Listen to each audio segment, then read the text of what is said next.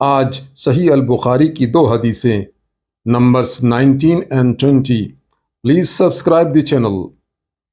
سیدنا ابو سعید خدری رضی اللہ عنہ کہتے ہیں کہ رسول اللہ نے فرمایا، قریب ہے، کچھ بعید نہیں کہ مسلمان کا اچھا مال بکریاں ہوں جن کو لے کر وہ پہاڑ کی چوٹیوں پر اور چٹیل میدانوں میں چلا جائے تاکہ وہ اپنے دین کو فتنوں سے بچا سکے۔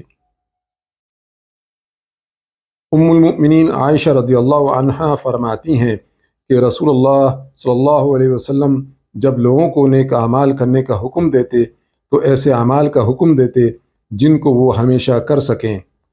عبادت شاقہ کی ترغیب کبھی ان کو نہ دیتے تھے تو ایک مرتبہ صحابہ کرام رضی اللہ عنہم نے عرض کیا کہ اے اللہ کے رسول، ہم آپ کی طرح نہیں ہیں، بے شک اللہ نے آپ کے اگلے پچھلے سب گناہوں کو معاف کر دیا ہے، لہٰذا ہمیں آپ سے زیادہ عبادت کرنی چاہیے۔